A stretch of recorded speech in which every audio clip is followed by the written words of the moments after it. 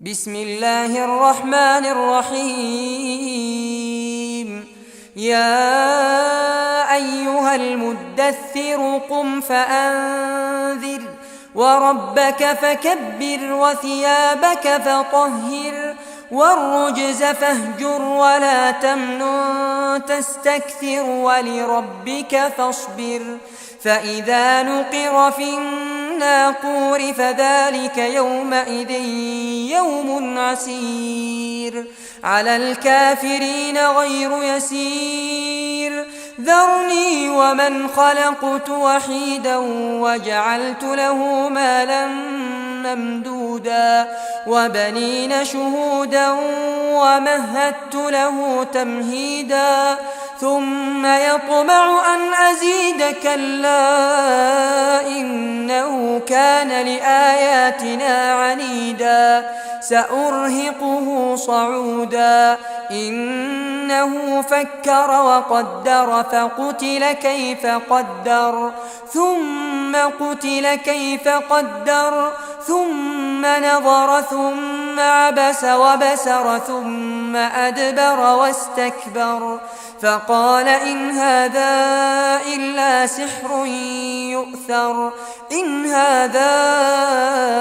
إلا قول البشر سأصليه سقر وما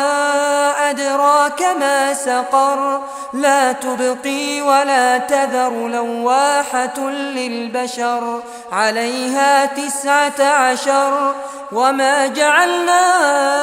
أصحاب النار إلا ملائكة وما جعلنا عدتهم إلا فتنة للذين كفروا ليستيقن الذين أوتوا الكتاب ويزداد الذين آمنوا إيمانا ولا يرتاب الذين أوتوا الكتاب والمؤمنون وليقول الذين في قلوبهم مرض والكافرون ماذا أراد الله بهذا مثلا كذلك يضل الله من يشاء ويهدي من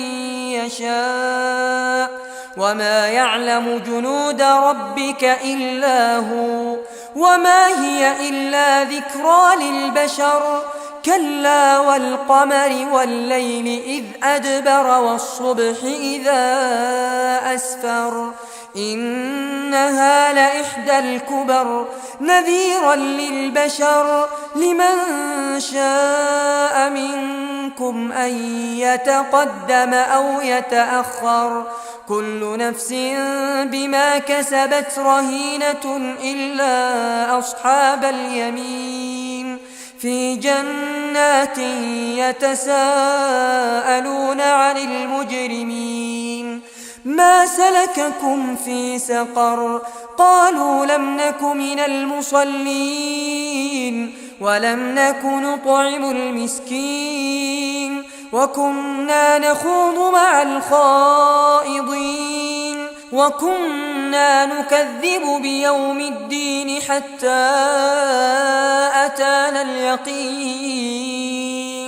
فما تنفعهم شفاعة الشافعين فما لهم عن التذكرة معرضين كأنهم حمر مستنفرة فرت من قسورة بل يريد كل امرئ منهم أن يؤتى صحفا منشرة كلا بل لا يخافون الآخرة كلا إنه تذكرة فمن شاء ذكره وما يذكرون إلا أن يشاء الله هو أهل التقوى وأهل المغفرة.